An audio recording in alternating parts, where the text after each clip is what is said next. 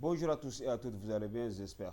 Voilà, aujourd'hui, nous allons répondre à un défi lancé par un frère Céleste. Vous savez, l'islam a ce qu'on appelle par la profession islamique, qui est la shahada. La shahada, c'est comme pour les chrétiens, je reçois Jésus-Christ comme Seigneur et Sauveur. La profession de foi. La profession de foi islamique, qui est là, Mohammed Rasulullah. Ça, en fait, cette profession-là, elle n'est pas la même dans les premiers temps de l'islam. Dans les premiers temps de l'islam, il n'est aucunement mentionné Mahomet. À cette époque-là, on ne connaît pas Mahomet. On dit, qu'est-ce que ça disait? Ashadu, lala, wahidahu, shaykala. Il n'y a de Dieu que Dieu. Il est seul, pas d'associé. Point. Et ça, c'est quelque chose qui est ahurissant. Pourquoi? Parce qu'on ne peut pas concevoir aujourd'hui cette telle affirmation aujourd'hui sans Mahomet. Une personne qui dit qu'il veut devenir musulman et dit la shahada sans mentionner Mohammed Rasulullah, cette shahada est fausse. Ça, c'est ce qu'on nous fait comprendre aujourd'hui. Mais avant, pendant 62 ans, Mahomet n'existe pas. Pendant 62 ans. Pendant 62 ans, en tout cas sur les textes trouvés. Donc, ça dit qu'il a parlé sur des choses où il n'a rien compris dans ça. Il a dit que la profession de la foi, le nom des prophètes n'était pas dedans. Le nom des prophètes est venu 62 ans après sa mort. Là, il est en train de mentir. Parce que le premier pilier de l'islam, c'est la profession de la foi. Donc, c'est de dire La ilaha illallah Muhammad Rasulullah. Voici le premier pilier de l'islam. Mais comment aujourd'hui tu viens nous dire que non, le nom des prophètes est venu après sa mort? Oui, 72 ans après la mort du prophète. C'est insensé. Sourate 63, verset 1. Allah dit, quand les hypocrites viennent à toi, ils disent, nous attestons que tu es le messager d'Allah. Et Allah sait très bien que tu es son messager. Donc, voici une autre sourate, voici un verset qui affirme, qui confirme que vraiment les noms des prophètes étaient là, dans la profession de la foi. Maintenant, le deuxième pilier de l'islam, c'est quoi? C'est la prière. Maintenant, quand le musulman fait l'appel, il fait, n'est-ce pas, quand le musulman fait l'appel encore, donc tu vois encore, La ilaha illallah Muhammad Rasulullah, le nom est là-bas. En faisant la prière encore, on atteste que vraiment le prophète est le messager d'Allah. Il ne faut pas toucher des points où tu n'as aucun savoir. Vous voyez? Bien, nous allons maintenant entrer avec les numismatiques. Les numismatiques, c'est l'étude des pièces. Des pièces de monnaie. On va voir par les pièces de monnaie quelle est l'histoire que les pièces de monnaie de l'époque de Mahomet nous racontent. Effectivement, on va commencer par cette première image. Certainement, ça ne... Parce que ce sont des éléments archéologiques. Ce sont des éléments archéologiques. Certainement, des preuves irréfutables. C'est des preuves irréfutables. Voilà, c'est des pièces de monnaie de l'Empire sassanide, qui est actuellement l'Iran. Ces pièces-là ont été frappées en 619, jusqu'à 630, jusqu'à 660. Nous pouvons voir sur cette pièce, ils peuvent revenir, le cercle jaune. On revient d'abord, oui, ici. Oui, le cercle jaune. On voit, il y a les prêtres qui sont de part et d'autre. Et puis, il y a le feu. En fait, il y a un élément qui est là, qui symbolise le feu. Et ce qui est très important qu'il faut souligner, nous pouvons voir des encadrants en rouge qui est en fait cette fameuse emblème, ce fameux emblème que nous voyons dans l'islam, qui est le croissant avec l'étoile. En fait, cet emblème-là vient du culte du zoroastrisme. Ce n'est pas quelque chose qui est une propriété islamique. Le croissant de lune avec l'étoile, nous voyons ça sur les mosquées. Bien sûr, ce n'est pas du tout de l'islam. Ça vient du zoroastrisme. Vous parlez sous le contrôle des musulmans eux-mêmes. Bien sûr, ils le savent. De vrais musulmans, pas les légers, hein, dont vous dites que... Continuons, monsieur Alexis. Je vais vous montrer en fait on vous écoute.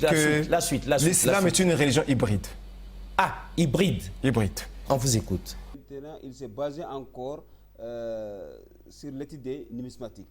Donc, c'est-à-dire que maintenant, sur cette pièce-là, il y a la présence des étoiles et de la lune. Donc, c'est-à-dire que la religion, c'est comme, selon lui maintenant, l'islam est une religion hybride. Vous comprenez? Mais en fait, je vais t'informer en ce qui concerne les étoiles et la lune. Allah a dit dans Surat D, verset 189, il dit, s'il t'interroge sur les nouvelles lignes, dis, elles servent à compter le temps et aussi pour les hajj. Vous comprenez? Pour les pèlerinages. Maintenant, je vais t'informer en ce qui concerne les étoiles. Allah a dit dans Surat 6, verset 97, il a dit, c'est lui qui vous a assigné les étoiles pour que par elles vous vous guidiez dans les ténèbres de la terre et de la mer. Vous voyez? Et certes, c'est nous qui exposons les preuves pour ceux qui savent. Vous comprenez? Voilà. Donc, c'est-à-dire que ces frères célestes, ils pensent que les étoiles et la lune symbolisent la religion islamique, comme la croix symbolise la religion chrétienne. Au fait, moi, je veux dire que je vais faire comprendre à ces frères célestes que la religion islamique, c'est-à-dire qu'il n'y a rien qui symbolise la religion islamique. Vous comprenez? Voilà. Donc, s'il y a la présence des étoiles et de la lune sur les mosquées, voilà. Au fait, je vais te dire tout simplement, c'est pour la guidance. Vous comprenez? C'est pour la guidance. Voilà, selon le Coran. Non, la religion islamique est une religion monothéiste pure. Vous comprenez? Le prophète était apparu, venant avec les Saracènes. Les Saracènes sont des Arabes. À cette époque-là, on les appelle les Saracènes dans le milieu syriaque. Et qu'il proclamait la venue du Messie qui allait venir. Le prophète qui était venu en arabe proclamait la venue du Messie qui allait venir. Vous imaginez? Donc, on a entendu parler que Mahomet, il y avait un prophète qui est apparu en arabe et qu'il proclamait la venue du Messie. Et ça, pour confirmer cela, que Mahomet était venu prêcher le message du Messie, même si ça n'existe plus aujourd'hui dans le Coran parce que ça a été effacé, je vais vous donner un exemple concret de Ali. Ali, qui tout le monde le connaît. Et ça, c'est le dernier exemple que vous avez donné. Bien sûr, Ali s'était proclamé le second Messie, Anamassi Fani. C'était proclamé, après la mort de Mahomet, c'était proclamé le second Messie. Ah. Si Mahomet n'avait pas prêché le Messie, Jésus, alors où est-ce que Ali a eu cette inspiration de s'autoproclamer le retour du Messie? Et cela, il faut se poser la question.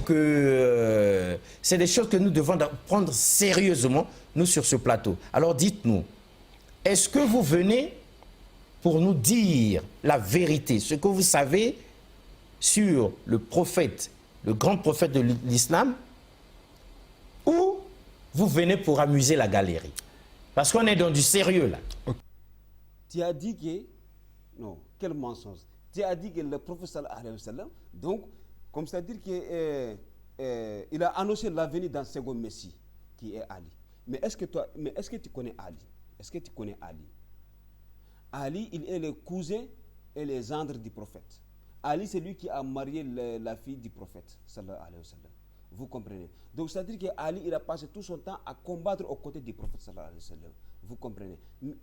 Ça n'a même pas de sens. Mais comment le prophète va annoncer la venue d'un autre prophète, or que cette personne, elle est déjà là avec le prophète? Insensé.